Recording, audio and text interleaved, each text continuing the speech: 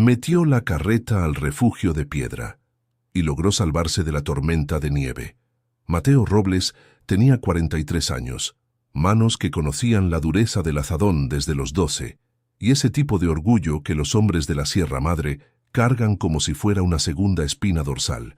Había partido antes del amanecer con la carreta cargada con la mejor cosecha del año, una deuda secreta apretándole el pecho como una piedra enorme, y la certeza equivocada de que podría resolverlo todo solo como siempre lo había hecho. No logró llegar al tianguis. La tormenta de nieve llegó más temprano de lo que nadie en la región podía prever, y llegó con una furia que la cima de la sierra no mostraba desde hacía más de 20 años. El caballo se encabritó, las ruedas derraparon en el hielo que cubrió las piedras del camino en minutos, y Mateo se bajó de la carreta en medio de un ventarrón que cortaba la piel como un cuchillo. Con los pies resbalando, los hombros doliendo y la nieve cegándole los ojos, agarró al animal por el freno y jaló con todo lo que tenía, empujando la carreta centímetro a centímetro contra el viento, hasta forzar la entrada a un refugio de piedra que los arrieros viejos de la región conocían y que él, por suerte o por memoria, logró alcanzar. Solo dentro del refugio, con el fuego encendido a toda prisa y el caballo temblando a su lado, fue que Mateo entendió que el frío de afuera no era nada comparado con lo que estaba a punto de descubrir. Todo había comenzado 3 meses antes, en una tarde de calor sofocante que contrastaba con lo que vendría después, como si el tiempo quisiera guardar el frío para el momento más cruel. Mateo había entrado al almacén de Faustino Mendoza con los zapatos polvorientos del sembradío y una cuenta que necesitaba saldar antes de la nueva siembra. Faustino era el comerciante más poderoso del pueblo de montaña, un hombre de 50 y tantos años que usaba sombrero incluso dentro de casa y hablaba demasiado despacio para alguien sin ningún secreto que esconder. Él había recibido a Mateo con una sonrisa amplia y una propuesta que parecía razonable. Un préstamo para cubrir los costos de la siembra y el mantenimiento de las herramientas, a pagarse con parte de la próxima cosecha, en una fecha que el propio Mateo había considerado holgada. «Usted tiene palabra firme, Mateo. Eso es lo que más importa», había dicho Faustino, empujando el papel sobre la mesa con la pluma encima. Mateo firmó sin leer con atención. No era analfabeto, pero había partes del contrato escritas en un estilo que parecía diseñado para confundir, y la necesidad era urgente. Confió en lo que el comerciante había dicho en voz alta, y no notó lo que estaba escrito con letras pequeñas en la esquina inferior de una de las hojas. Ese error de confianza le costaría casi todo. De regreso a casa, con el dinero en el bolsillo y el pecho aliviado por la ilusión de haber resuelto el problema, Mateo pasó por el portón de su cuñada, Guadalupe, y encontró a su marido, Pascual, su propio cuñado, saliendo del almacén de Faustino con un sobre en la mano y una expresión que desapareció demasiado rápido cuando se encontraron. Mateo no pensó en eso en ese momento. Pascual era el tipo de hombre que siempre estaba en algún lugar que no era el suyo, y Mateo tenía asuntos más urgentes en la cabeza. Jimena notó que algo andaba mal esa misma noche. Era una mujer de 41 años, cabello oscuro con canas en las sienes que nunca se preocupó por ocultar, y una manera de mirar a su marido que no necesitaba palabras. Se habían casado hacía 20 años, criado 2 hijos en esa tierra, enterrado sueños y replantado otros, y ella conocía cada expresión de Mateo como quien conoce el camino a casa en la oscuridad. «¿Firmaste algo hoy?», dijo ella. No fue una pregunta. «Resolví un asunto». Mateo desvió la mirada. «¿Cuánto?». Él dijo una cantidad. Era la mitad de los pesos. Jimena se quedó en silencio por un tiempo que pareció largo. Luego dijo solo: «Mateo, cuando empiezas a reducir los números es porque sabes que te equivocaste». Él no respondió. Fue a bañarse, y ella entendió ahí que había algo que él no estaba contando y que insistir en ese momento sería inútil. Él solo abría la herida cuando estaba listo, y a veces tardaba demasiado. Las semanas siguientes fueron de trabajo pesado y conversaciones cortas. Mateo se despertaba antes del amanecer y se iba a dormir después de que todos ya hubieran cerrado los ojos. Santiago, el hijo mayor, con 18 años y el porte del padre, intentó más de una vez meterse al sembradío para ayudar, pero Mateo lo despachaba con la excusa de que había demasiada cosa para dos y poco espacio para no estorbarse. Lo que no era verdad, y Santiago lo sabía, pero respetaba el silencio del padre como si fuera un idioma que necesitaba tiempo para traducir. El hijo menor, Emiliano, de 15 años, era diferente de su hermano. Callado, observador, pasaba horas sentado en el porche trasero mirando las montañas, con un cuadernito donde dibujaba plantas y anotaba el tiempo que hacía. Fue Emiliano quien le dijo a su madre, una tarde, que había visto al tío Pascual parado en el camino de abajo, mirando el rancho sin bajarse del caballo, solo mirando, por un tiempo largo. ¿Cuánto tiempo?, preguntó Jimena. El tiempo suficiente para medir la extensión de la tierra con la mirada, respondió Emiliano, con esa seriedad de niño que creció temprano. Jimena no dijo nada, pero esa noche fue al cuarto donde Mateo guardaba los papeles y se puso a buscar el contrato del préstamo. No lo encontró. Él lo había guardado en un lugar que ella no sabía. A la mañana siguiente, ella intentó de forma directa. «Mateo, necesito saber el valor real de la deuda». Él tomó el café de pie, como siempre hacía cuando estaba apurado o cuando quería evitar una conversación sentado. «Está bajo control, Jimena. Eso no responde lo que pregunté». «Está bajo control», repitió, puso el vaso en el fregadero y salió. Ella se quedó con las manos en el borde del fregadero por un momento. Luego miró por la ventana hacia el sembradío y pensó, no por primera vez, que el orgullo de su marido era una pared que había aprendido a rodear a lo largo de los años, pero que a veces esa pared se volvía demasiado ancha y demasiado alta, y ella se quedaba del lado equivocado sin saberlo. La primera vuelta de tuerca ocurrió un miércoles, cuando Jimena fue al tianguis del pueblo a comprar especias y se encontró con doña Remedios, una señora de 70 años que había sido partera en la región y que sabía de casi todo lo que pasaba, porque, como ella misma decía, gente que pasa por el dolor no esconde secretos de quien le sostiene la mano. «Tu cuñada Guadalupe anduvo llorando mucho esta semana», dijo Remedios, mientras envolvía hierbas en papel estraza. Dijo que Pascual hizo una tontería grande con alguien de la familia. Jimena sintió que el estómago se le volteaba. «¿Qué tipo de tontería?», no dijo, pero lloró lo suficiente para que yo supiera que era grave. La vieja la miró con los ojos entrecerrados. «Ten cuidado, hija mía. Hombre con deuda escondida y cuñado con secreto son dos cosas que no se juntan sin explotar». Jimena regresó a casa con las especias y una preocupación nueva que se instaló en el pecho como una piedra fría. Por la noche, cuando Mateo llegó del sembradío y los muchachos ya se habían ido a dormir, ella puso la comida en la mesa y dijo, «Necesitamos hablar de Pascual». Mateo dejó de lavarse las manos. «¿Qué pasa con Pascual?». «No sé aún, pero sé que hay algo, y sé que te involucra a ti». Él se secó las manos en el paño lentamente. Se sentó a la mesa. Se quedó mirando el plato por un rato. «Pascual no tiene nada que ver con mis asuntos». «¿Cómo puedes estar seguro de eso?». Él no respondió, y ella entendió que él no estaba seguro de nada, solo esperaba estarlo. Esa noche, Mateo tardó en dormir. Se quedó de espaldas a ella, los ojos abiertos en la oscuridad del techo, repasando mentalmente todo lo que había pasado desde la firma del contrato. Había algo que no encajaba, pero era como intentar agarrar agua con la mano. Se le escapaba antes de que pudiera sostenerla bien. Querido oyente, si estás disfrutando la historia, aprovecha para dejar tu like y, sobre todo, suscríbete al canal. Eso ayuda mucho a los que estamos empezando. Ahora continuando. 3 semanas antes de la fecha que Mateo había entendido como plazo del pago, Santiago enfermó.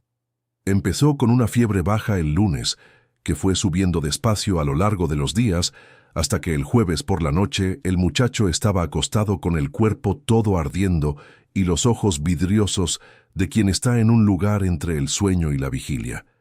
Jimena no se separó del lado de su hijo, pasando paños húmedos en la frente y rezando en voz baja, mientras esperaba al médico del pueblo llegar con el camino de la Sierra Madre, inundado por una lluvia que había caído la semana anterior. Mateo se quedó parado en la puerta del cuarto por horas, mirando a su hijo y sintiendo una culpa que no tenía nombre preciso. La culpa de quien sabe que debería estar allí de cuerpo y cabeza entera, pero tiene la mente dispersa entre contratos, deudas y plazos que avanzan sin parar. «Va a estar bien», dijo Jimena, más para él que para sí misma. «Lo sé», respondió él. Pero la voz le salió débil. El médico llegó en la madrugada del viernes, examinó a Santiago por media hora y dijo que era una infección que necesitaba reposo y medicamentos, sin necesidad de nada más que cuidado y tiempo. Mateo escuchó el diagnóstico con un alivio que casi lo dobló por dentro. Solo entonces se dio cuenta de cuánto miedo había guardado en las últimas horas. Pero el alivio duró poco, porque a la mañana siguiente, el sábado temprano, Mateo miró el calendario y vio que la fecha del tianguis, el único tianguis grande del mes, donde vendería la producción para saldar la deuda, era en 3 días. Y Santiago, que debía ir con él por el camino de la Sierra Madre para ayudar a conducir y negociar, estaba en cama con el médico, recomendando reposo absoluto por al menos una semana. Mateo se quedó parado en la cocina, con la taza de café enfriándose en la mano. Jimena apareció en la puerta con la toalla en los hombros. «No puedes ir solo. El camino de la Sierra Madre con la carreta cargada necesita 2. Siempre fueron 2 porque es más rápido», dijo él. «No porque sea imposible». «Mateo, Jimena, si no vendo en el tianguis de este mes, el plazo vence. ¿Entiendes lo que eso significa?» Ella se quedó en silencio. Luego, «¿Cuál es el plazo real?» Él hizo una pausa larga. Fue la primera vez que ella lo vio dudar antes de mentir. «Final del mes», dijo él, lo que era verdad, pero no era toda la verdad.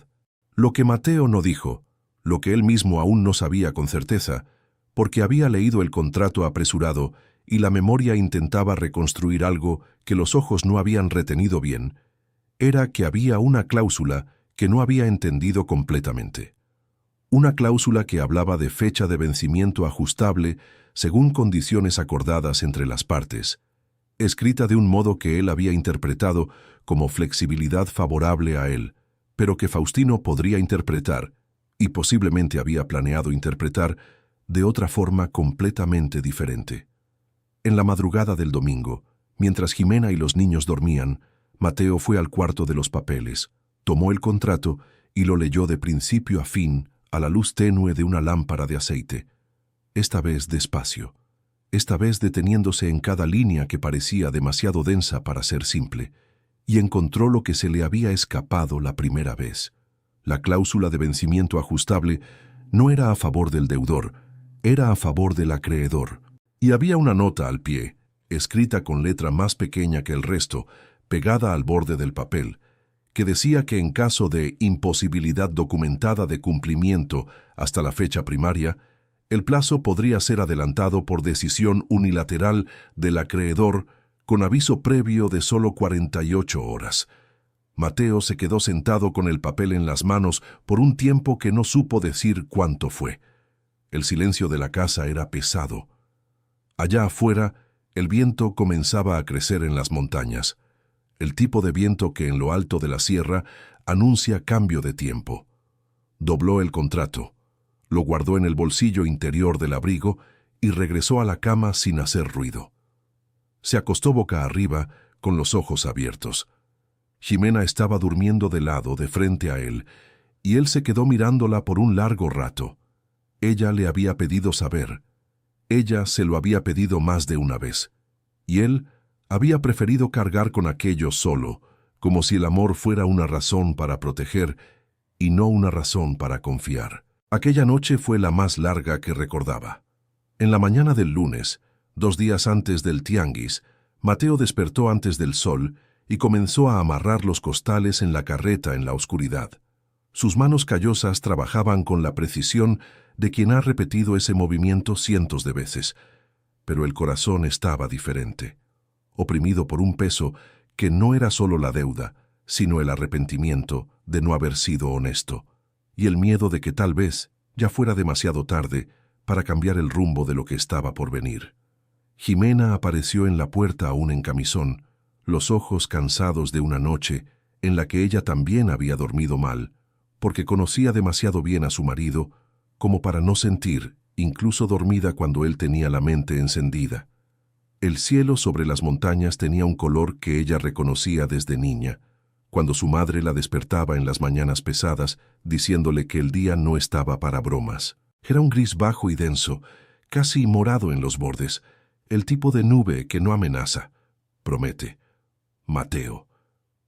Ella bajó los 2 escalones de la puerta y se acercó a él. Ese cielo no está bueno. Ya he visto peor. No con ese color y con ese viento. Ella miró las montañas por un momento. Espera un día. El tianguis se hace hasta el miércoles. Él dejó de apretar el nudo del costal por un segundo. Luego continuó. Si espero, Faustino puede activar la cláusula de anticipación antes de que yo liquide. Fue la primera vez que mencionó la cláusula. Jimena se quedó callada, procesando. ¿Qué cláusula? Su voz salió calmada, pero con un hilo de tensión por debajo. Una cláusula del contrato, que le permite acortar el plazo. ¿Sabías eso cuando lo firmaste? No, lo releí anoche. Ella se quedó en silencio por un rato. Luego respiró hondo. ¿Cuánto es la deuda, Mateo? El valor real. Él se detuvo. Se quedó de espaldas a ella por un momento. Luego se volvió, y esta vez no disminuyó la cifra. Jimena lo escuchó. No gritó, no lloró. Cerró los ojos por unos segundos, los abrió y dijo, ¿por qué no me lo contaste desde el principio? Porque pensé que lo iba a resolver antes de que se volviera un problema. Y se volvió. Se volvió. Ella se quedó mirándolo por un largo rato. Luego miró al cielo. Entonces ve, pero ve con cuidado, y a la primera sombra mala que muestre el tiempo, para y espera. No es heroísmo irse en una tormenta de nieve. Mateo caminó hacia ella, tomó el rostro de su esposa con las 2 manos y la besó en la frente. Ella no le devolvió el abrazo. Estaba enojada y él lo sabía. Pero también sabía que ella se quedaría de pie en ese portón hasta que él desapareciera en la curva del camino, porque así era ella, enojada y firme al mismo tiempo. Él se fue. Ella se quedó. Y el viento comenzó a ganar fuerza, incluso antes de que él llegara a lo alto de la primera loma. El camino de la sierra subía entre paredes de piedra y árboles doblados por el viento constante de la altitud. Mateo conocía cada curva, cada bache oculto por la vegetación baja, cada piedra suelta que la carreta debía esquivar. Había hecho ese cruce más de 50 veces a lo largo de los años, con lluvia, con calor, con la carreta tan pesada que el caballo engrosaba el cuello para jalar, pero siempre lo había hecho con alguien a su lado. Solo el silencio del camino tenía una cualidad diferente. Más pesado. A la salida del pueblo, el dueño del molino había salido a la puerta al oír las ruedas de la carreta y había mirado al cielo sin decir una palabra. Solo movió la cabeza de un lado a otro, como quien ve a alguien cometer un error que prefiere no nombrar. Mateo fingió no haber visto y espoleó al caballo hacia adelante.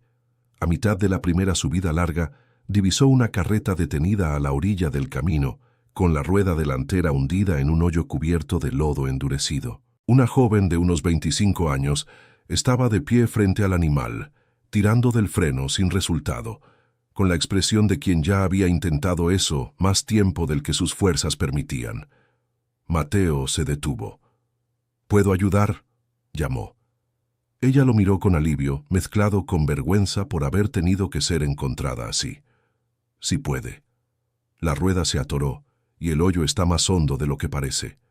Él bajó, evaluó la situación, tomó el madero que llevaba debajo del asiento, herramienta que todo arriero experto carga, y apalancó la rueda para sacarla del hoyo con 2 movimientos calculados.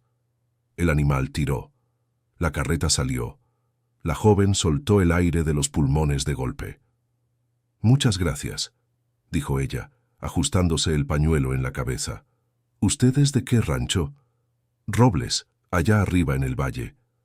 Ella sonrió con reconocimiento. «Conozco a su esposa. Compra hierbas de mi madre cada semana en los tianguis». «Es ella misma».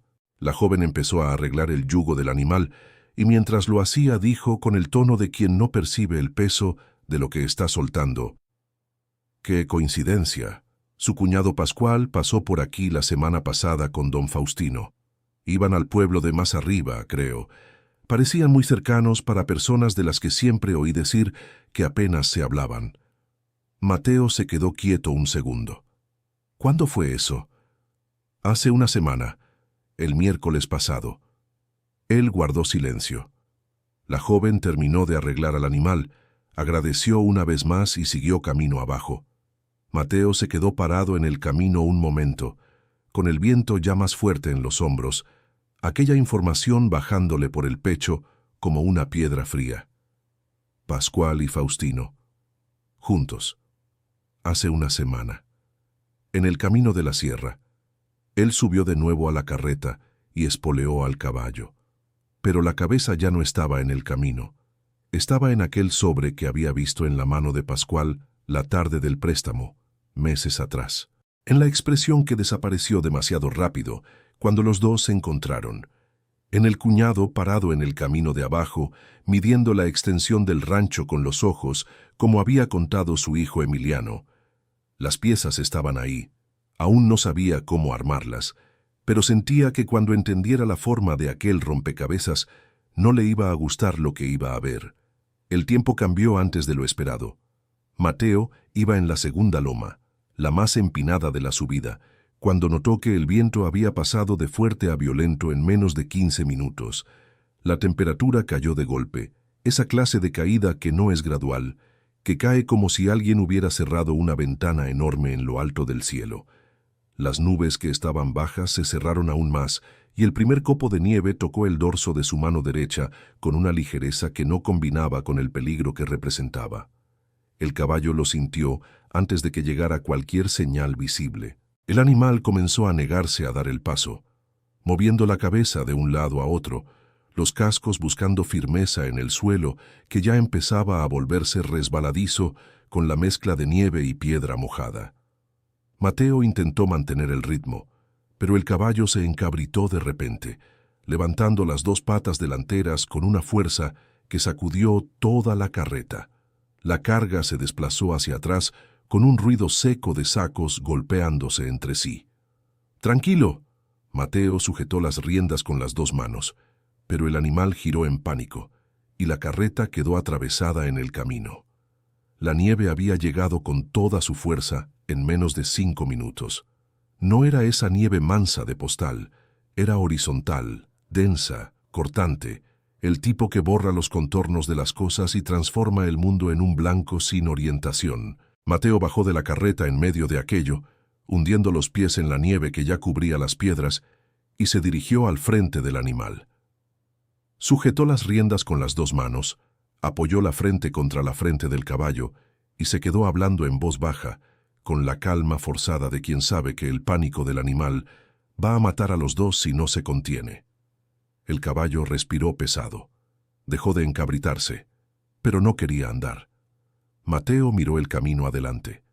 La nieve ya borraba la diferencia entre la vereda y el barranco. Si intentaba subir más, corría el riesgo de salirse del camino sin saberlo. Si se quedaba quieto, en 30 minutos la nieve cubriría las ruedas. Fue entonces cuando la memoria sirvió de la manera correcta. Había una cueva en ese tramo del camino, una abertura natural en el paredón de cantera que los arrieros viejos usaban como punto de descanso en los inviernos duros. Mateo se había detenido allí una vez con su padre, cuando tenía unos 12 años, y una granizada violenta había caído sin aviso en el mismo camino. El padre había guiado al caballo hacia dentro de la cueva con esa calma que tienen los hombres viejos cuando ya han visto el mundo empeorar y mejorar lo suficiente como para no perder la cabeza. La cueva quedaba unos 200 metros arriba. después de una curva cerrada a la izquierda. 200 metros con aquel viento parecían 2 kilómetros. Mateo soltó las riendas del animal, fue al lado de la carreta y empezó a empujar con los 2 brazos. El caballo, sintiendo el impulso detrás, intentó colaborar, pero las ruedas resbalaban en el hielo que se formaba sobre las piedras del camino. Los pies de Mateo resbalaban cada 2 pasos, y él se aferraba al costado de la carreta para no caerse, perdiendo y recuperando el equilibrio en un ciclo que consumía fuerza cada vez. El viento intentaba derribar lo que quedaba de su determinación. Él bajó la cabeza, apoyó el hombro en la parte trasera de la carreta y empujó con todo el peso del cuerpo.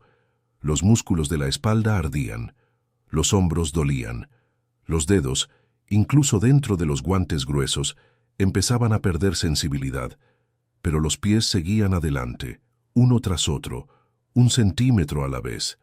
La curva cerrada apareció en medio de la tormenta de nieve como un contorno vago, casi invisible, y Mateo guió al caballo por ella con la mano en el hocico del animal, sintiendo el paredón de cantera a la izquierda con los dedos extendidos para no perder la referencia. Cuando el paredón se abrió y el viento cesó de repente, cortado por el granito espeso de la montaña, supo que había llegado. La entrada de la cueva era baja, lo suficientemente ancha para que la carreta pasara con la lona, raspando la piedra de arriba. Dentro, el aire estaba quieto, frío, pero seco, con olor a roca húmeda y cenizas viejas de fogatas que otros viajeros habían encendido allí. El viento afuera aullaba como un animal grande, pero dentro del paredón de cantera, el sonido llegaba amortiguado, casi lejano. Mateo ató al caballo, descargó la leña seca que siempre llevaba en el fondo de la carreta para emergencias. El padre le había enseñado eso, y él nunca había dejado de seguir la costumbre, y encendió el fuego en un hueco natural de piedras que servía como chimenea improvisada. Las llamas prendieron al tercer cerillo, crecieron despacio, y después de unos minutos lanzaban una luz anaranjada que hacía que las paredes de cantera parecieran cálidas. Mateo se sentó con la espalda contra la pared, las piernas estiradas, y se quedó mirando el fuego mientras el calor volvía a los dedos con ese dolor bueno de quien estaba perdiendo sensibilidad y la recupera. Se quedó así por un rato. Después se acordó de la carga. Se levantó para revisar los costales, queriendo saber si el movimiento durante el pánico del caballo había dañado algo. Apartó la lona de la carreta, palpó los costales, revisó los nudos. Todo estaba en su lugar, pero cuando llegó al rincón izquierdo del fondo, donde estaban los costales con la producción de mejor calidad, la parte de la cosecha que valía más, que había separado con cuidado a lo largo de semanas, sintió algo diferente bajo los dedos. El costal estaba más liviano de lo que debía. Mateo tomó la lamparina, dirigió la luz sobre el costal y vio. El fondo había sido abierto, con cuidado, costura por costura, de un modo que por fuera no se notaba, y parte del contenido había sido retirada y sustituida por paja húmeda. No era nada, no era toda la carga. Era apenas lo suficiente para reducir el valor de venta en un margen que, sumado a la parte de la deuda, haría imposible saldar todo de una vez. Mateo se quedó parado con el costal en las manos por un largo rato. No fue coraje, en un primer momento. Fue la sensación extraña de encajar de golpe un rompecabezas que había estado disperso durante meses. La carreta había estado estacionada en el patio del almacén de Faustino por un tiempo, semanas antes, mientras Mateo ajustaba los detalles de un cargamento anterior. Había dejado el animal allí y regresado a pie para buscar un documento que había olvidado en casa. 40 minutos de ausencia, tal vez un poco más, tiempo suficiente. Él puso el costal de vuelta, cerró la lona y se quedó sentado cerca del fuego por un largo rato sin poder organizar los pensamientos. Entonces, casi por accidente, mientras reacomodaba los costales más pequeños que se habían empujado durante el desplazamiento de la carreta, la mano encontró algo que no debía estar allí, un sobre grueso, manchado por el uso, atrapado entre dos costales con un pedazo de hilo viejo. No era suyo, no había sido él quien lo había puesto allí.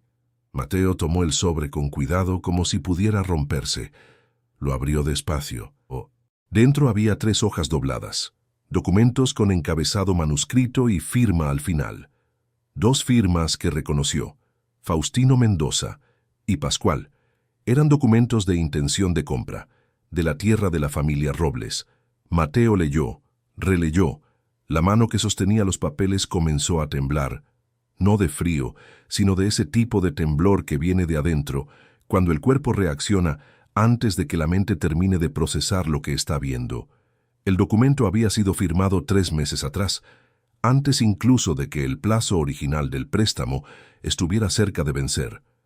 Pascual había comprometido la tierra de su hermano como garantía de un acuerdo con Faustino, bajo la promesa de que sus propias deudas con el comerciante serían perdonadas en caso de concretarse la venta.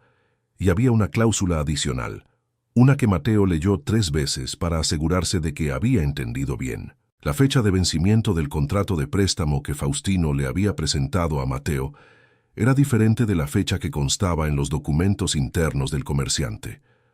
La fecha real era anterior a la que él había firmado. Alguien había alterado los números en la copia entregada a Mateo para que el plazo pareciera mayor, dándole al productor una falsa sensación de seguridad que le impediría actuar con urgencia. Lo habían engañado desde el principio. El fuego chisporroteó en la piedra. Afuera la tormenta de nieve gemía contra el paredón de granito, y Mateo se quedó sentado con aquellos papeles en el regazo, mirando las llamas, sintiendo una mezcla de cosas que no sabría nombrar por separado, pero que juntas tenían el peso específico de una vida que está a punto de cambiar de dirección. Querido oyente, si está disfrutando la historia, aproveche para dejar su like y sobre todo suscríbase al canal. Eso ayuda mucho a los que estamos empezando. Ahora continuando, el coraje llegó primero, como siempre llega. Caliente, ciego, apretando el estómago y haciendo que las manos quisieran romper algo. Mateo cerró los puños sobre los papeles y se quedó así un rato, respirando por la boca, sintiendo el calor del fuego en el rostro, mientras por dentro estaba frío de una manera diferente. Luego vino la vergüenza, no por haber sido engañado. Eso era coraje, no vergüenza. La vergüenza era otra cosa, más pesada y más silenciosa. Era la de haber visto las señales y no haber mirado, Pascual saliendo del almacén con un sobre en la mano. La expresión que desapareció rápido, el cuñado midiendo la tierra con los ojos desde el camino de abajo. Las preguntas sutiles que él había respondido sin sospechar, sobre la extensión del rancho, sobre lo que había sembrado, sobre los planes para el próximo año. Y Jimena que había pedido saber, que había dicho que cuando él disminuía los números era porque sabía que había errado. Ella había pedido, él había preferido proteger su propio orgullo. Y después, más hondo que todo, había un dolor que era diferente de los otros. Era el dolor de mirar los 20 años que había vivido con Pascual como cuñado, en las fiestas de cosecha, en las ayudas mutuas de siembra, en los almuerzos de domingo donde los hijos corrían en el mismo patio, y darse cuenta de que aquello había sido posible, que la misma persona que se había sentado a su mesa había firmado un papel comprometiendo la tierra de la familia como si fuera cosa propia. Mateo se quedó un rato con la cabeza recostada en la pared de piedra, los ojos cerrados, escuchando el viento del lado de afuera, como si el sonido pudiera ordenar lo que estaba revuelto por dentro. Cuando abrió los ojos, el fuego había disminuido. Echó más leña, cuidó del caballo que estaba temblando recostado contra la pared más interna de la cueva, cubrió al animal con la manta que traía en el fondo de la carreta para las noches frías de entrega, y luego se puso a caminar de un lado a otro en la boca de la cueva, mirando la tormenta de nieve que no daba señas de parar. Horas después, ya era noche. Eso lo sabía por la oscuridad absoluta que la nieve creaba al tapar las rendijas de la entrada. Oyó ruido de cascos y voces afuera. Se quedó quieto, dudando si llamaba o si esperaba. Entonces una sombra apareció en la entrada de la cueva y una lámpara débil iluminó el interior. Era un hombre viejo, más de 60 años, bigote blanco, chamarra de lana gruesa con remiendos que indicaban décadas de uso y el tipo de andar lento que no es debilidad sino cálculo, el andar de quien ya ha perdido suficiente energía en la vida para no desperdiciar más. Tenía 2 burros detrás de él, cargados de bultos cubiertos con lona encerada. «Con permiso», dijo el viejo sin tono de pregunta. Entró, amarró los burros, se quitó el sombrero y sacudió la nieve. Hipólito Gaxiola, arriero. Más de 40 años en este camino, nunca vi tormenta de nieve así en marzo. Mateo Robles, del Rancho del Valle. El viejo lo miró de arriba abajo con esos ojos que evaluaban y no necesitaban palabras para comunicarse. «¿Llevas mucho tiempo aquí?» «Desde el inicio de la tarde». «¿Solo?» «Solo». Hipólito asintió, como si aquello confirmara algo que ya sospechaba. Jaló una piedra para sentarse cerca del fuego, sacó una botella de mezcal del bolsillo interior de la chamarra y le ofreció a Mateo, quien la rechazó con la mano. «Prudente», dijo el viejo y tomó un trago corto. «¿Necesitas cabeza clara?» «Necesito». El arriero se quedó mirando el fuego un rato. Entonces dijo, sin mirar a Mateo: «Vi algo hace unos 2 días que no se me ha salido de la cabeza». Mateo esperó. Estaba parado en el patio del almacén de su Faustino, esperando pago por una entrega. Un muchacho, unos 20 años, trabajaba de ayudante ahí. Salió con 2 costales que tenían una marca diferente de los otros. Los puso en un rincón aparte, los abrió, movió dentro, los cerró de un modo que no parecía el modo de guardar. Parecía el modo de quien está cambiando algo. Mateo sintió que la sangre se le helaba. «¿Cuándo fue eso?» «Hace 3 días, miércoles por la tarde». El viejo lo miró de lado. La marca en los costales era del Rancho Robles. El silencio entre los dos duró lo suficiente para que la leña crujiera 3 veces. «¿Por qué me estás contando esto?», preguntó Mateo. La voz le salió más baja de lo que pretendía. «Porque no me arrepiento de haberme callado sobre Faustino con la familia Beltrán hace 6 años, y hasta hoy esa familia está sin tierra». El viejo tomó otro trago. «Error de una vez, aprendo. Error de 2, avergüenzo mi nombre». Mateo no dijo nada, se quedó mirando las llamas un rato. Entonces sacó los documentos del interior de la chaqueta y se los extendió al viejo. Hipólito tomó las hojas, tomó la lámpara, leyó despacio. Su rostro no cambió de expresión durante la lectura. Cuando terminó, dobló con cuidado, devolvió y dijo: «Beltrán, solo eso». «¿La familia Beltrán perdió la tierra así?», preguntó Mateo. «Contrato con plazo diferente al acordado en voz alta. Producción adulterada antes del tianguis, plazo que venció antes de lo que esperaban». El viejo juntó las manos sobre las rodillas. «No en tormenta de nieve, en época de sequía, cuando el tianguis también estaba difícil, pero el método es el mismo». Mateo se quedó en silencio procesando. «¿Y el cuñado de ellos?», preguntó con un cuidado específico en las palabras. El viejo lo miró. Los Beltrán no tenían cuñado involucrado, pero tenían un vecino que sirvió de intermediario sin entender bien en qué se estaba metiendo. Pausa. Cuando entendió ya era tarde para él también. Faustino no perdona a los que usa cuando ya no necesitan ser protegidos. Las palabras flotaron en el aire caliente de la cueva y se quedaron allí. Mateo pensó en Pascual, ya no con ira. La ira había cambiado de forma y se había vuelto otra cosa. Pensó en la expresión de su cuñado aquel día en el camino, cuando los dos se encontraron a la salida del almacén. Había algo en esa expresión que él había interpretado como culpa, pero que ahora al reconsiderarlo parecía más miedo. El tipo de miedo de quien ya se había comprometido con algo que había crecido demasiado para ser controlado. Eso no cambiaba lo que Pascual había hecho, pero cambiaba la forma de entenderlo. Y entender la forma de algo era la primera parte de saber qué hacer con ello. Los 2 hombres se quedaron en la cueva aquella noche, durmiendo por turnos, uno despierto mientras el otro descansaba, alimentando el fuego para que el caballo y los burros no perdieran el calor que necesitaban. Mateo durmió poco y mal, Pero los momentos de vigilia no se perdieron en angustia, se gastaron en organización, en poner los pensamientos en orden, decidir cuál sería el siguiente paso y reconocer que había 2 días perdidos en esa cueva que podrían usarse de forma diferente a lo que esperaba. En la mañana del martes, la tormenta de nieve había disminuido, pero no parado. Hipólito despertó, evaluó el tiempo con esa mirada de quien conoce la Sierra Madre como la palma de su propia mano, y dijo que hasta el mediodía la nieve abriría lo suficiente para bajar.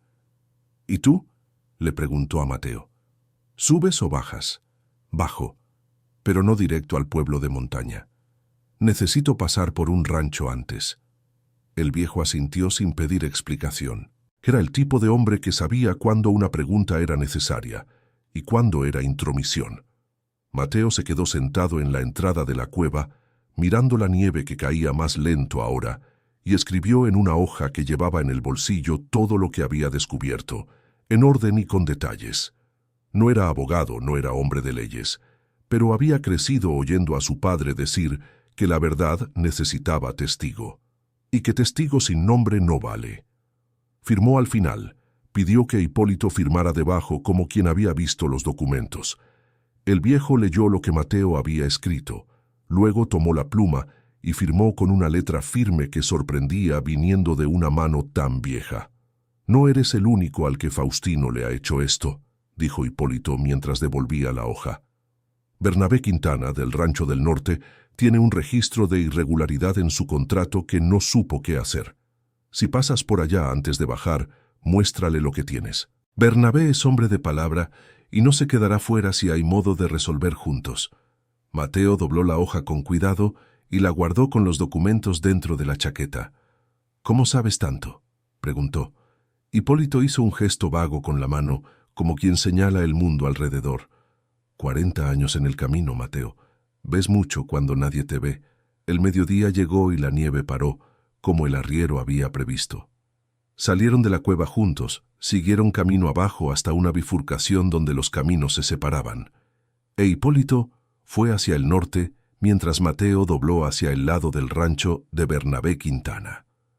El rancho de Bernabé quedaba a poco más de media hora de camino, encajonado entre 2 cerros con una vista que en los días despejados alcanzaba el valle entero. Era un hombre de unos 50 años, tronco ancho, cabellos canosos que nunca se cortaba del todo cortos, con una voz profunda que parecía salida del fondo de una caverna y un modo de hablar lento y pausado que no era falta de inteligencia, sino exceso de cuidado.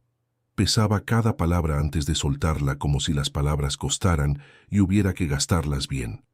Mateo bajó de la carreta en el patio del rancho y Bernabé salió a la puerta con una expresión entre la sorpresa y la desconfianza que se instalaba en el rostro de cualquiera cuando un vecino aparece sin aviso después de una tormenta de nieve. «Robles». Bernabé bajó los escalones. «Vino de la sierra. Me quedé atrapado en la cueva de cantera desde ayer. Solo, con Hipólito Gaxiola hasta la mañana». El nombre del arriero cambió algo en la expresión de Bernabé. Había respeto ahí, y también una apertura que no tenía antes. «Pase», dijo Bernabé. Adentro, cerca de una chimenea grande que calentaba toda la sala, Mateo puso los documentos sobre la mesa. Bernabé los leyó en silencio, se levantó, fue a un cajón, volvió con una carpeta vieja y sacó de ella un contrato que puso al lado de los de Mateo. Las irregularidades eran idénticas, el método era el mismo, los plazos alterados seguían el mismo patrón. «Hace 2 años que cargo esto sin saber qué hacer», dijo Bernabé, con la voz aún más pesada de lo habitual. «Pensé que era cosa mía, que había entendido mal. Se lo mostré a mi mujer. Ella dijo que los números no cuadraban. Pero sin prueba...» «Ahora la tiene», dijo Mateo. Los dos guardaron silencio por un momento. Entonces Bernabé cerró la carpeta, cruzó los brazos sobre la mesa y preguntó: «¿Qué estás pensando? El tianguis es mañana. Faustino va a estar ahí». Mateo lo miró. «Si los dos llegamos juntos, con estos documentos, frente a la gente con la que él también negoció, no tiene cómo negarlo». Bernabé se quedó pensando. Se quedó mucho tiempo pensando. Hay riesgo, dijo. Lo hay, pero quedarse callado tiene más. Otro silencio largo.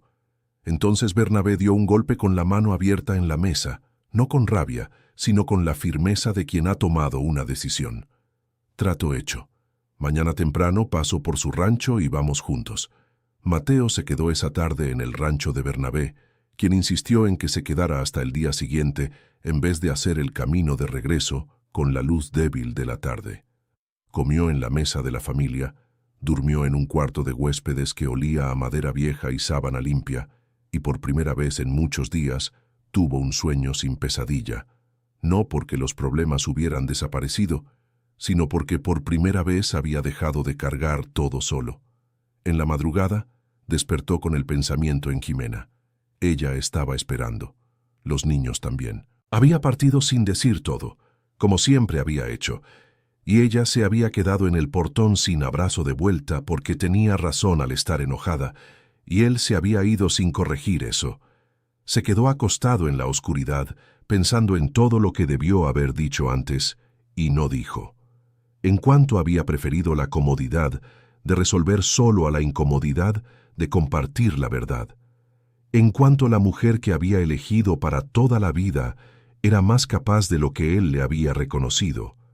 No porque dudara de ella, sino porque había aprendido mal que proteger es lo mismo que omitir. No lo era. Nunca lo había sido.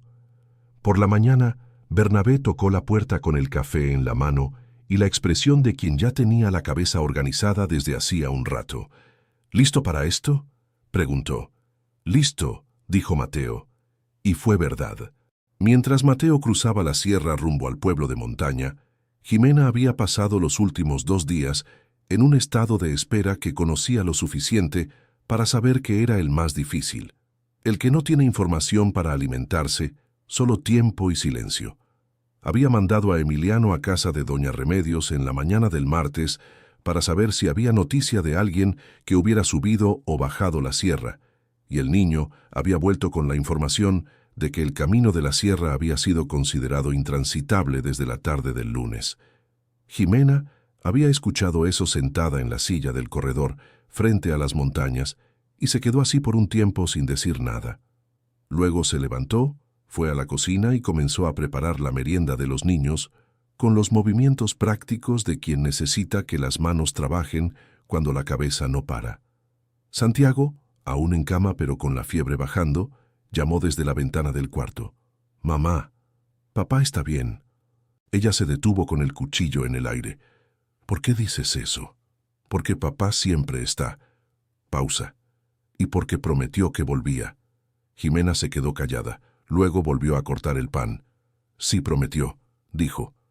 No añadió nada más, pero en la noche del martes, cuando Emiliano ya dormía y Santiago se había vuelto a dormir con la fiebre cediendo por completo, ella se sentó sola en la mesa de la cocina, con el cuadernito de cuentas que ella misma llevaba desde hacía años.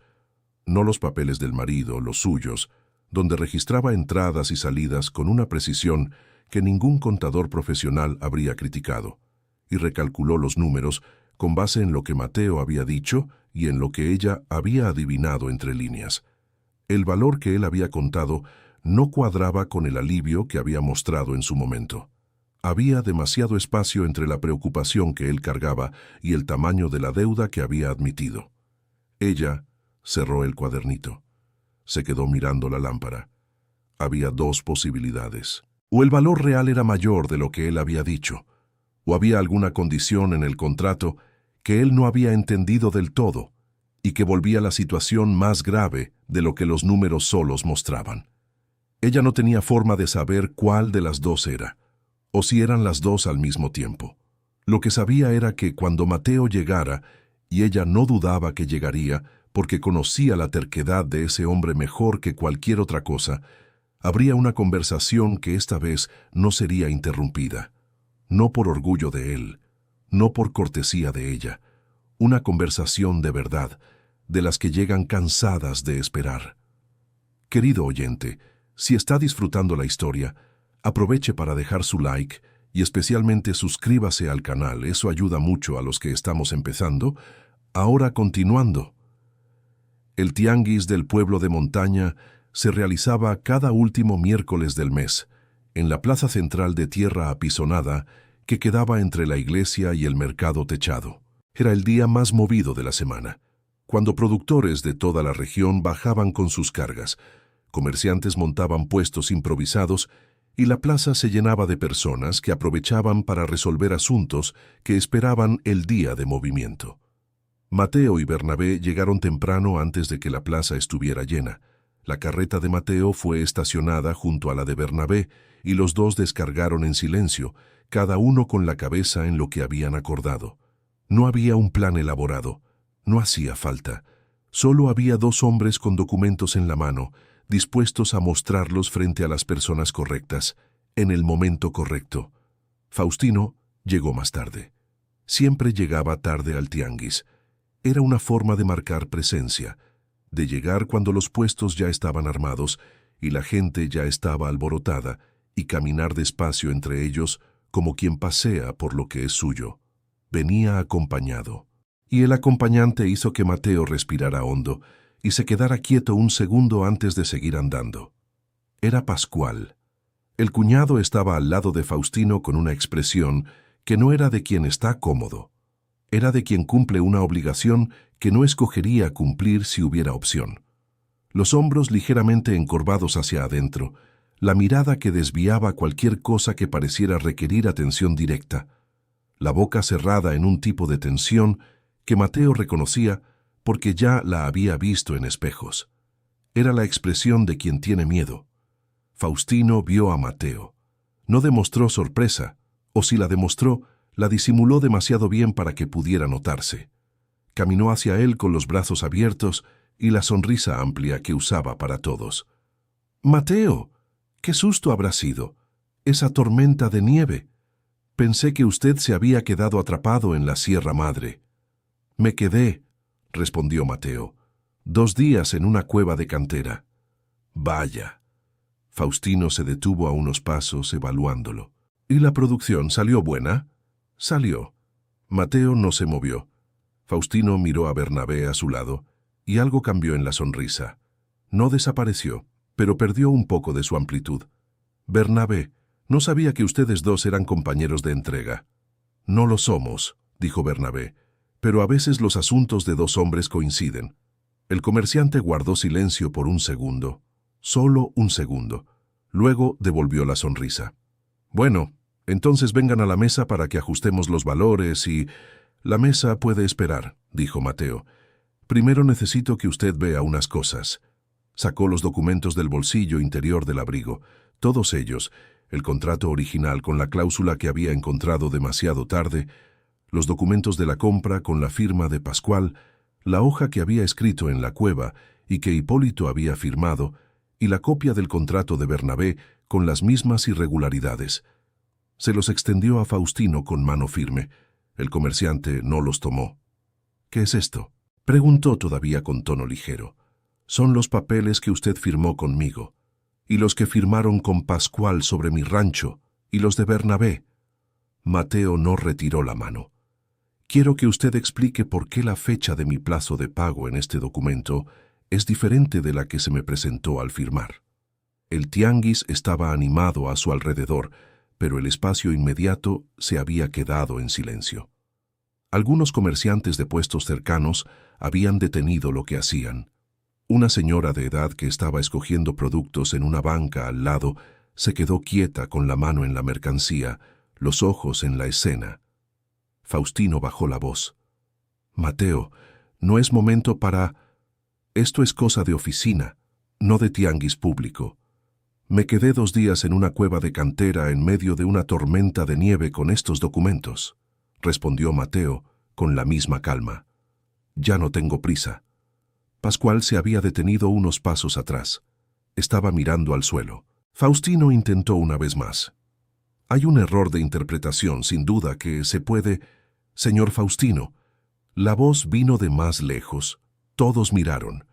Era un hombre viejo que caminaba con un bastón, viniendo despacio entre los puestos. Llegó hasta el grupo, Se quitó el sombrero y se quedó mirando al comerciante con esos ojos que habían visto muchas cosas. Me llamo Aureliano Orozco. Tengo 72 años y vengo al tianguis aquí desde antes de que existiera este mercado techado.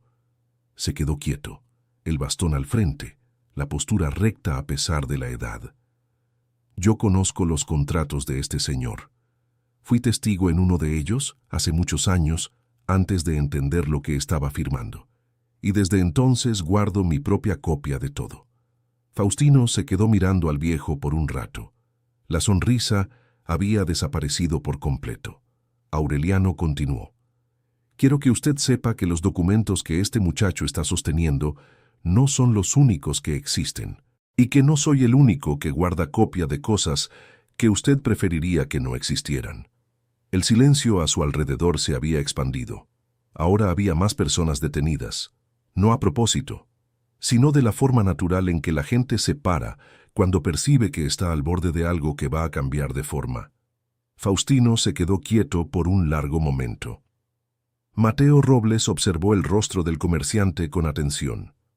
No con enojo, sino con la frialdad tranquila de quien ya gastó toda su rabia durante la noche en la cueva y despertó al otro lado de ella. Veía a un hombre que había construido un método lentamente, a lo largo de muchos años, con la paciencia de quien sabe que las piezas pequeñas se acumulan en tiempo suficiente, y que ahora veía el suelo desaparecer bajo sus pies sin tener a dónde ir. Fue Pascual quien habló primero. La voz le salió débil, con esa textura de quien desde hacía mucho tiempo estaba sosteniendo algo que ya no podía contener más. Yo no... necesitaba... Se detuvo, lo intentó de nuevo. Él me dijo que era temporal, que la tierra quedaría en el papel solo por un tiempo y después la cancelaría, que mis deudas serían perdonadas. Yo no sabía que iba a...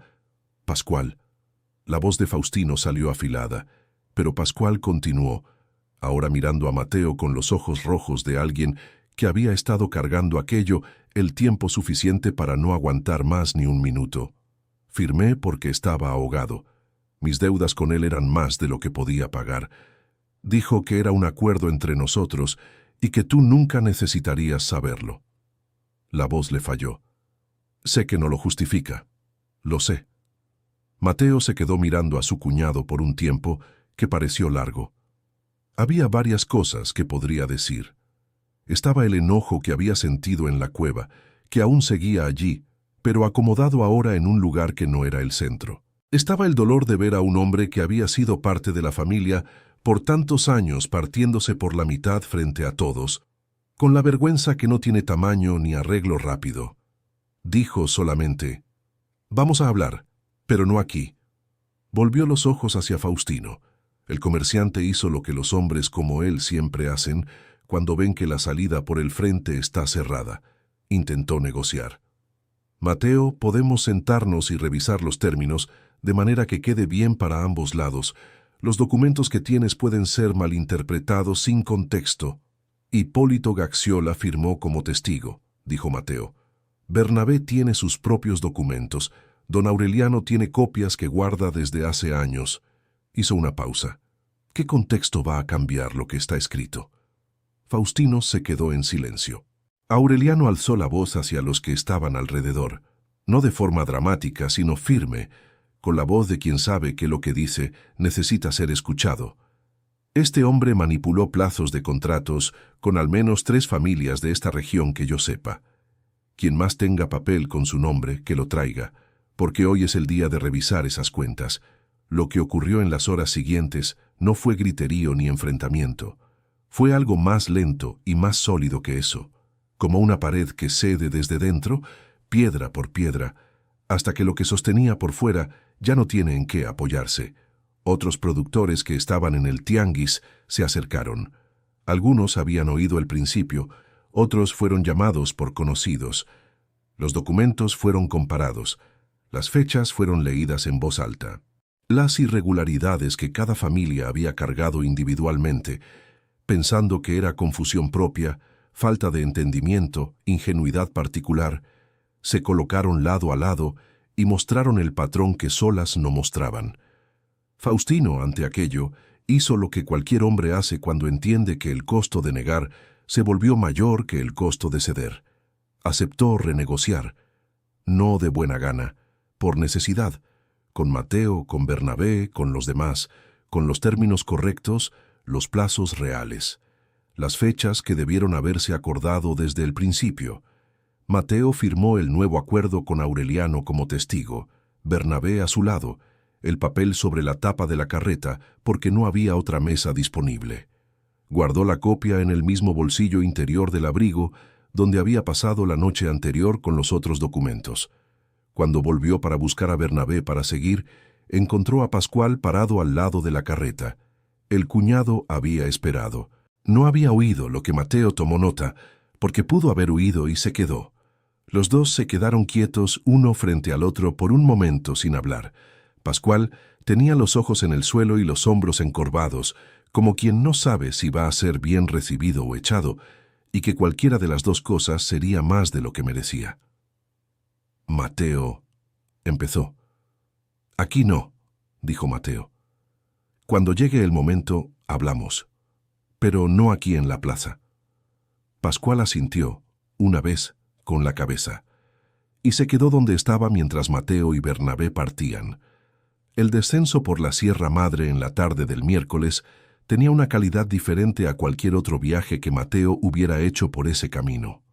La tormenta de nieve se había derretido en su mayor parte, dejando las piedras oscurecidas de humedad y los bordes del camino cubiertos por un blanco que iba retrocediendo a medida que la altitud caía. El aire estaba frío pero limpio, de ese modo que solo existe después de una tormenta grande, como si el mundo hubiera sido enjuagado y aún estuviera goteando. Bernabé llegó hasta el desvío y subió hacia su lado con un saludo firme de la mano que decía más que cualquier despedida con palabras. Mateo le devolvió el saludo y picó al caballo en dirección a casa. El animal estaba cansado pero caminaba. La carreta pesaba menos que a la ida, con parte de los costales vendidos en el tianguis antes de la conversación con Faustino. Era menos dinero del que había planeado, pero era dinero real, sin polvo de falsedad encima. En el bolsillo, el papel del nuevo acuerdo con plazos correctos. En la espalda, el cansancio de 3 días sin dormir bien. En el pecho, algo que no era exactamente ligereza, aún había muchas cosas por resolver, muchas conversaciones por tener, mucho terreno que reconquistar dentro de casa con la honestidad que había faltado antes. Pero era el primer estado cercano a la ligereza que había sentido en meses. Había una curva en el camino desde donde se veía el rancho antes de llegar. Mateo detuvo la carreta en esa curva por un momento, como había hecho a veces a lo largo de los años, para ver la casa desde lejos antes de entrar.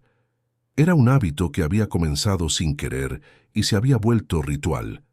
Ese momento de afuera hacia adentro, antes de cruzar el portón y volver a ser el hombre que la casa conocía. El humo de la estufa salía por la chimenea. La luz de la cocina estaba encendida a pesar de que aún era temprano, porque Jimena prendía temprano cuando los días se hacían cortos. El portón estaba cerrado. Bajó de la carreta e hizo el resto del camino a pie, guiando al animal por las riendas despacio. Cuando se detuvo frente al portón, ella estaba en el porche. No había bajado aún, no había salido corriendo ni había gritado su nombre. Estaba de pie con las manos en los bolsillos del delantal, mirándolo con los ojos que él conocía de memoria, que ahora mezclaban el alivio de ver al marido de vuelta con la firmeza de quien tiene asuntos pendientes. Mateo se quedó quieto del lado de afuera por un segundo. Entonces abrió el portón y entró. «Mateo», dijo ella cuando él se acercó. «Jimena», respondió él. Se quedaron así por un momento, uno frente al otro, con todos los días de ausencia y todos los no dichos entre ellos en el aire frío de la tarde. Él se quitó el sombrero, lo sostuvo en la mano. «Me equivoqué». La voz salió firme a pesar del cansancio. «Me equivoqué cuando firmé sin leer con atención.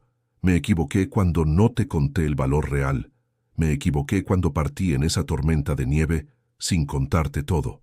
Merecías saber desde el principio, no porque necesitara que tú lo resolvieras, sino porque tienes derecho a saber lo que pasa en la casa que es tuya tanto como mía».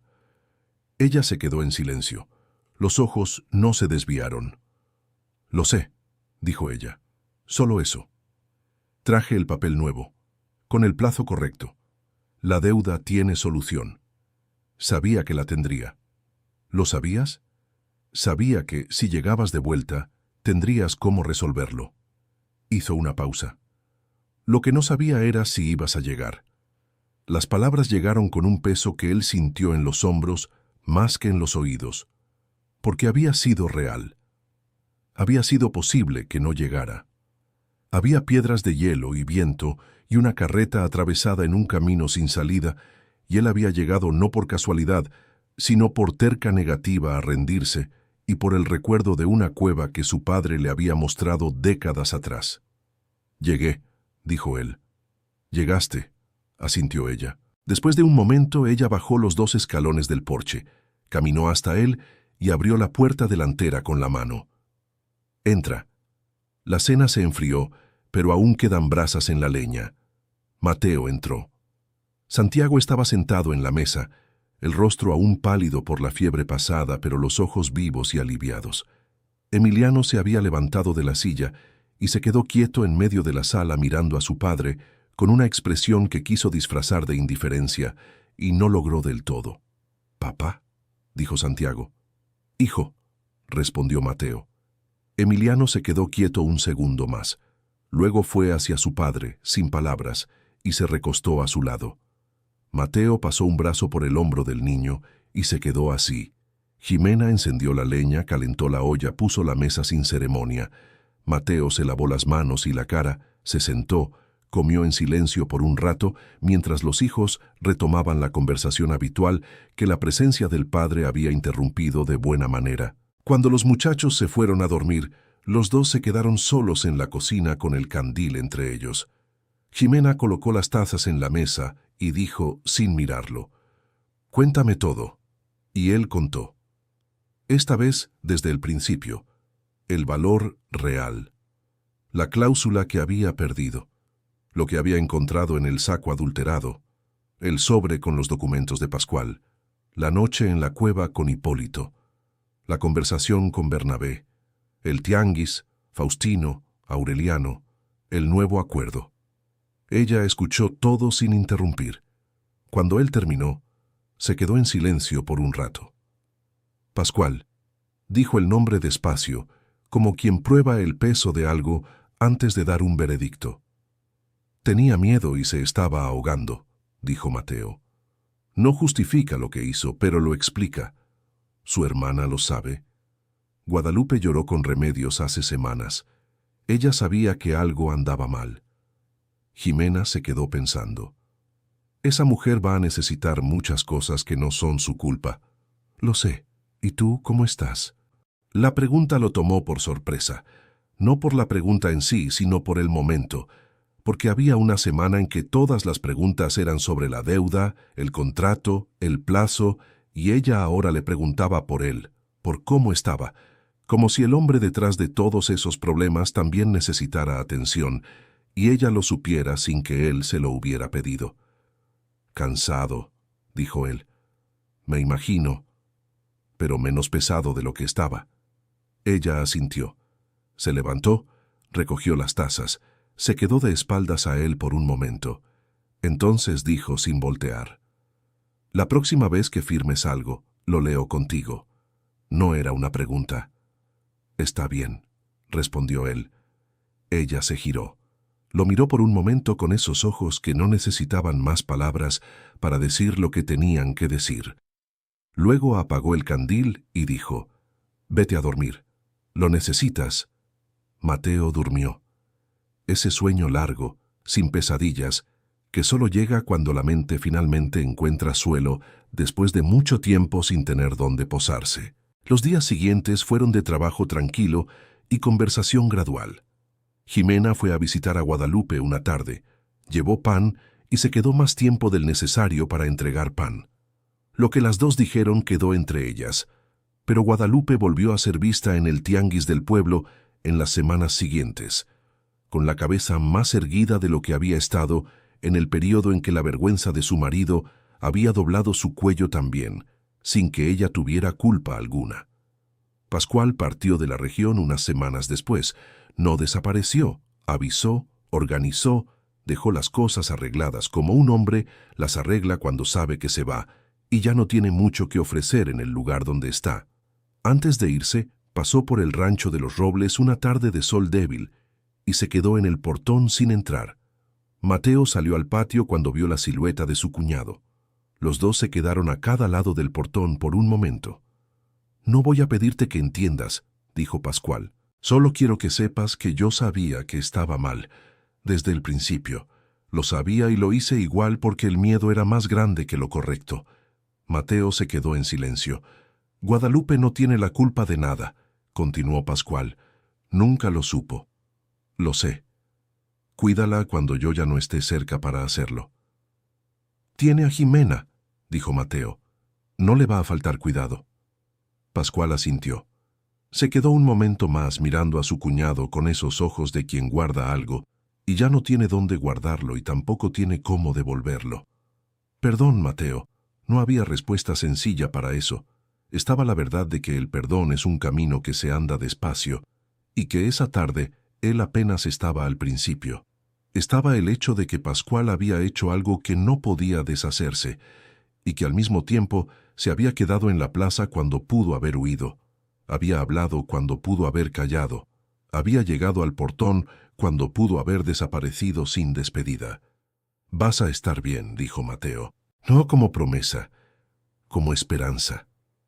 Pascual asintió una vez, salió del portón y se fue por el camino de la sierra. Mateo se quedó quieto en el patio un rato después de que la silueta de su cuñado hubiera desaparecido en la curva. Luego entró. La deuda se saldó en partes durante los meses siguientes, con la cosecha que vino buena y con los acuerdos renegociados en los términos correctos. Aún había meses difíciles por delante. Siempre había meses difíciles por delante para quien vive de la tierra, pero eran meses difíciles que podían enfrentarse con claridad, sin la neblina de un secreto por debajo de todo. Bernabé se volvió socio en los tianguis. Hipólito Gaxiola pasó una vez por el rancho con los burros cargados y se quedó a comer, y Emiliano pasó toda la comida haciendo preguntas sobre el camino de la sierra, con esa curiosidad que no era solo de niño, sino de alguien que ya estaba pensando en cómo sería andar por esos caminos por su cuenta, algún día no tan lejano. Aureliano Orozco era figura presente en los tianguis. Los productores de la región que habían sido afectados por los acuerdos de Faustino encontraron una voz colectiva que antes no tenían, no de confrontación, sino de memoria. La memoria de que las cosas deben leerse con atención y atestiguarse con nombre, y que los derechos de cada familia dependen de la disposición de cada familia de defenderlos sin esperar que alguien de fuera venga a hacerlo por ellas. Faustino siguió en el pueblo. No había cómo impedirlo. Había renegociado, había cumplido, había perdido la mayor parte de la influencia que tenía, porque la influencia construida en secreto se derrumba cuando el secreto sale a la luz. No se fue. Pero tampoco era ya la figura que paseaba por el mercado como quien pasea por lo que es suyo. Un sábado por la tarde, meses después, cuando el invierno se había ido, y la tierra olía a ese olor a tierra mojada, y sol que es el olor específico del comienzo de la primavera en la Sierra Madre, Santiago apareció en la puerta de la cochera. Mateo estaba adentro, revisando el arreo del caballo, un trabajo que hacía rápido, sin pensar mucho, que se había vuelto casi meditación con los años. «Papá», llamó Santiago desde la puerta. «¿Qué pasó?» «¿Me enseñas a ir por el camino de la sierra con la carreta?» Mateo dejó de hacer lo que estaba haciendo. Miró a su hijo, 18 años, el porte que cada mes se parecía más al suyo, los ojos que eran de la madre, la terquedad que probablemente era de los dos, el muchacho que se había quedado en cama con fiebre el día que el padre había partido solo y que había seguido los desenlaces de aquellos días con el silencio de quien entiende más de lo que aparenta. «¿Por qué quieres saber?», preguntó Mateo. «Porque si alguna vez necesito ir, quiero saber cómo llegar». Mateo se quedó en silencio por un rato. Miró las montañas por la puerta abierta de la caballeriza. los picos aún con algún vestigio de blanco en la cima, las laderas verdes de inicio de temporada, el camino que subía y desaparecía en la primera curva. «La próxima semana», dijo él. «Temprano por la mañana, los dos juntos». Santiago asintió. Antes de regresar al patio, se detuvo y dijo: «Papá, la cueva de Cantera, ¿me enseñas dónde queda?» Mateo miró a su hijo. «Te enseño, hijo, porque algún día vas a necesitar saber dónde está». Santiago salió. Mateo se quedó en la caballeriza un momento más, con la mano en el arreo del caballo, mirando las montañas. Había cosas que se heredan sin elegir: la tierra, el nombre, la forma de andar. Y había cosas que se transmiten a propósito. ¿Dónde queda la cueva de Cantera en la subida de la Sierra Madre? ¿Qué viento anuncia tormenta de nieve? Y que un hombre que lo carga todo solo no está siendo fuerte, está siendo orgulloso, y que el orgullo, tarde o temprano, encuentra una pared de granito en medio del camino, y que a veces, en esa pared, hay una entrada que salva. Fin de la historia. Ahora cuéntanos qué te pareció esta historia. ¿Crees que Mateo tomó la decisión correcta al ir solo? Déjalo en los comentarios, dale like y suscríbete al canal para no perderte otras historias como esta. Gracias por estar aquí con nosotros.